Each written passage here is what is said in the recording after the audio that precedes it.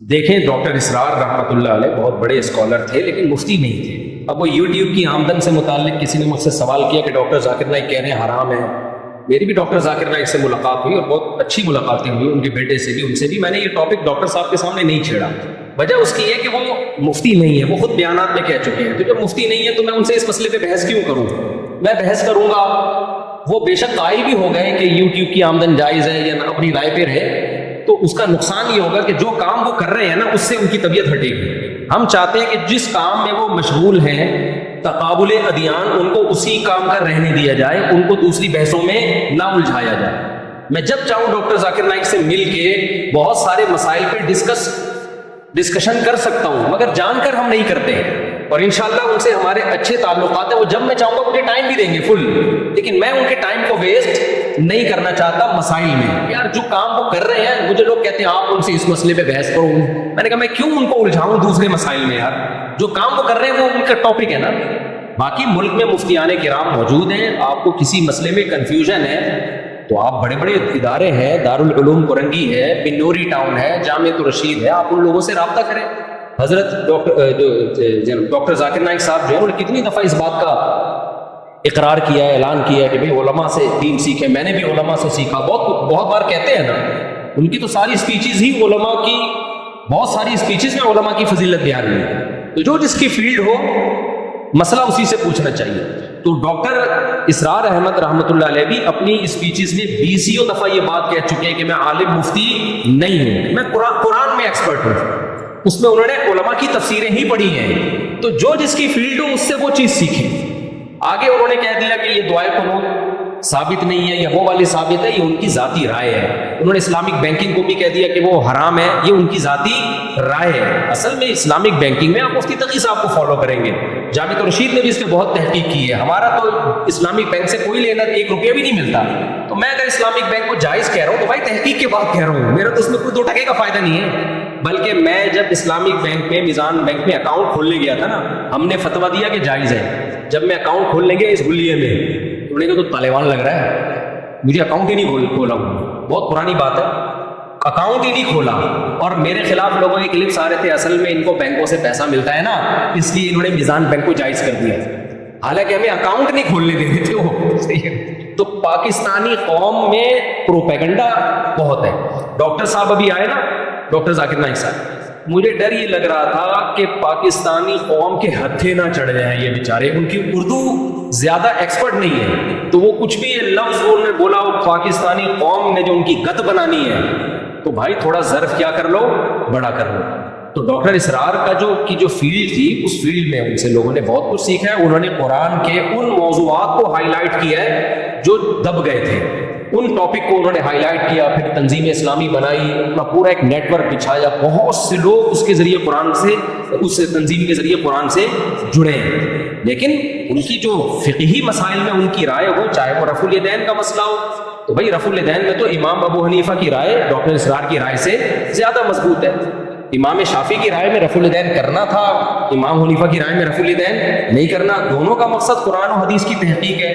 تو اگر آپ نے رائے کی بات کرنی ہے تو پھر ابو حنیفہ کی رائے کو ہم زیادہ اہمیت دیں گے، اگر دلائل کی بات کرنی ہے تو پھر نہ ڈاکٹر اسرار نہ ابو حنیفہ، پھر تو قرآن و سنت میں آؤ تو اس پہ آپ کو بہت سارے دلائل مل جائیں گے، جیسے کرنے کے ہیں ایسے ہی نہ کرنے پہ بھی مل جائیں گے، لیکن آپ تعصب کی اینک اتار کے دیکھو۔ اور ڈاکٹر ذاکر نائک نے ابھی اسپیچ میں یہی کہا ہے کہ رفع الیدین کرنا نہ کرنا یہ دونوں طریقے ٹھیک ہیں، چاہے حنفی ہو شافعی ہو، اس سے کوئی فرق نہیں پڑتا۔ افسوس کی بات یہ ہے کہ وہ ان باتوں سے وہ فرقہ واریت ختم کر رہے ہیں، اور ہمارے ہاں یوٹیوبرز انہی باتوں کو لے کے فرقہ واریت کو بڑھانے کا ذریعہ بنا رہے ہیں۔ حالانکہ ان کا مقصد یہ کہ حنفی بھی ٹھیک ہے، شافعی بھی، انہوں نے کہا میرے ابا شافعی تھے، مطلب وہ بھی ٹھیک ہے۔ ڈاکٹر ذاکر نائک کے ابا کے جہنم میں جائیں گے معاذ اللہ۔ ان کا مقصد ہی یہی ہے کہ بھائی سب ٹھیک ہیں، یہ فروعی اختلافات ہیں، ان میں سب ٹھیک ہیں۔ تو جو یہ کہتا ہے نا میں ٹھیک ہوں باقی سب غلط ہیں، رفع الیدین والا ٹھیک ہے، نہ کرنے والا غلط، تو ڈاکٹر ذاکر نائک اس پہ رد کر رہے ہیں۔ اسی طرح جو کہتے ہیں نہ کرنے والا ٹھیک، کرنے والا غلط، اس پہ رد کر رہے ہیں۔ لیکن ہمارے ہاں یوٹیوبرز انہی کے کلپ کو نکال کے اپنے فیور میں لے کے جا رہے ہیں۔ یہ پاکستانی قوم جو ہے یہ بہت ہی کچھ نیگیٹو سوچتی ہے۔ تو بھائی ان کی رائے میں کرنے والا بھی ٹھیک ہے، نہ کرنے والا بھی ٹھیک ہے۔ میں جب ڈاکٹر ذاکر نائک صاحب سے میری ملیشیا میں دوسری ملاقات ہوئی، انہوں نے کہا میں اتنا بیزار ہوں نا، یہ میں نے کہتے ہیں نماز کا طریقہ ٹی وی میں سکھانا شروع کر دیا. تو پہلے میں نے ایسے کہا کہ رفع الیدین والی نماز، تو اس پہ جو حنفی لوگ ہیں ان کو اعتراض شروع ہو گیا. پھر میں نے بغیر رفع الیدین والی شروع کر دی، تو جو رفع الیدین والے ہیں ان کو اعتراض شروع ہو گیا. کہہ رہے میں نے نماز کا طریقہ سکھانا چھوڑ دیا، یہ سکھاؤں گا تو یہ ہوگا. بھائی تو ان کا مقصد یہ ہے کہ یہ بڑے مسائل نہیں ہیں، ان میں سب کچھ ٹھیک ہے. مارکیٹ میں سب، یہ تو صحابہ میں اختلاف تھا، کچھ رفع الیدین کرتے تھے کچھ نہیں کرتے تھے. تو اس سے آگے نکلنے کی ہمیں ضرورت. تو یہ جو ڈاکٹر اسرار رحمۃ اللہ علیہ کی آپ نے بات کی ہے نا، یہ والی دعائیں قنوت نہیں ہے، یہ ان کی ذاتی رائے ہے. دونوں دعائیں قنوت حدیث سے ثابت ہے. یہ جو میں خطبے میں پڑھتا ہوں اللہم اہدنا فیمن ہدیت، یہ بھی ثابت ہے، کوئی یہ پڑھ لے تو بھی کوئی حرج نہیں. تو اس میں شدت کی اجازت نہیں ہے. تو بینکنگ میں بھی انہوں نے کہا، اسی طرح قومی ترانے میں کہہ دیا کہ کھڑا ہونا شرک ہے. وجہ اس کی یہ تھی کہ ان کی ایک غلبہ تھا ان کے اوپر. بعض دفعہ انسان پہ کسی چیز کا غلبہ ہوتا ہے، جیسے امام مالک رحمہ اللہ تعالیٰ کے دل میں مدینہ کی بہت زیادہ محبت تھی، تو ان کی رائے میں مدینہ مکہ سے بھی افضل تھا. حالانکہ دلائل کی دنیا میں دیکھا جائے تو مکہ کی فضیلت مدینہ سے زیادہ ہے. حرم مکی میں 1,00,000 نمازوں کا ثواب اور مسجد نبی میں 1,000 نمازوں کا ثواب. لیکن امام مالک کے دل میں نبی کی محبت اتنی زیادہ تھی کہ انہوں نے ان کی رائے میں، تو اب ہم یہ کہیں گے ان کی ذاتی رائے ہے جس کے پیچھے کوئی بری غرض نہیں ہے، کام نبی کی محبت میں ہی ہو رہا ہے نا.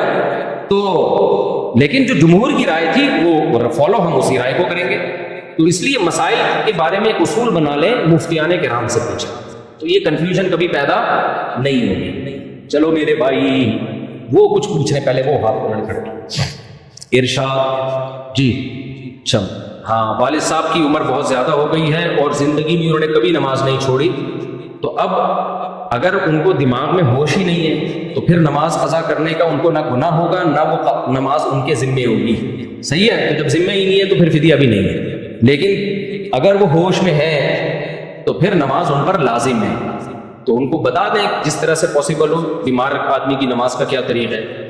پھر بھی چھوٹ جاتی ہے تو قضا پڑھ لیں، توبہ استغفار بھی کریں، یہی ہے بس. اچھا بھائی آپ کچھ پوچھ رہے ہیں؟ جی دیکھو کہہ رہے ہیں کہ کوئی ایسا خطیب واعظ جس کے بیانات سے میں لگتا ہو کہ شرک کا عنصر آتا ہو. دیکھیں شرک ایک ایسی چیز ہے، کفر کا فتویٰ ایک ایسی چیز ہے کہ علماء کا اجماع ہے کہ کسی بات کے، کسی کے کلام کے 100 مطلب نکلتے ہوں، 99 مطلب یہ ہو کہ یہ کفر ہی کر رہا ہے، لیکن ایک درجے میں اس کی تعویل ممکن ہو، تو علماء کہتے ہیں کفر کا فتویٰ نہیں لگایا جائے گا، اس ایک احتمال کو ترجیح دی جائے گی اس کو کفر سے بچانے کے لیے. تو کسی کو کافر قرار دینا آسان کام اسلام میں نہیں ہے. مسلمان کو، کافر کو اسلام میں داخل کرنا بہت آسان ہے، اسلام میں آنے کے بعد اس کو دائرہ اسلام سے نکالنا اسلام میں بہت مشکل ہے. لیکن ہمارے ہاں کام الٹا ہو رہا ہے، کسی کافر کو اسلام میں لانا بہت مشکل ہو گیا، بہت سے مسلمانوں پہ فتوے لگا کے ان کو اسلام سے نکالنا بہت کیا ہو گیا، آسان. تو کوئی بھی خطیب اس طرح کی مبہم بات کر رہا ہے تو آپ اس کو کافر قرار نہ دیں. البتہ شریعت میں نماز میں احتیاط ضروری ہے. تو آپ کو اگر شک ہو رہا ہے کہ پتہ نہیں یہ مشرک ہے یا نہیں ہے، تو آپ اپنا شک اس سے مل کے دور کر لیں. آپ اس سے پوچھیں کہ آپ کا نبی کے بارے میں یہ عقیدہ ہے، تو ذرا اس کو ایکسپلین کریں، کیا کہنا چاہتے ہیں آپ. مثال کے طور پر بعض لوگ کہتے ہیں نبی کو علم غیب تھا، تو بھائی علم غیب اس معنی میں تو نبی کے پاس تھا کہ اللہ نے آپ کو بہت سی غیب کی باتیں بتائی ہیں، بہت سی نہیں بھی بتائی ہیں، لیکن کیا اللہ کے برابر علم تھا؟ علم غیب کلی تھا، ہر چیز کا علم تھا. تو وہ کہیں گے ہاں کلی تھا. تو پھر آپ مزید پوچھیں کہ کیا کلی کا کیا مطلب؟ اللہ کو بھی سب کچھ پتا ہے، نبی کو بھی پتا، تو اللہ اور رسول کے علم تو برابر ہو گیا. پھر اگر وہ کہتے ہیں برابر ہو گیا، پھر تو میرے بھائی کوئی تعویل نہیں ہو سکتی. اگر وہ کہیں نہیں اللہ کا علم زیادہ تھا، نبی کا علم اللہ کے علم سے کم تھا، اس کا مطلب یہ کہ وہ اپنی بات پہ قائم نہیں ہے، پھر اس کو فیور دیا جائے گا. سمجھتے ہیں کہ نہیں سمجھتے؟ پھر جلد بازی نہیں کی جائے گی. چلو میرے بھائی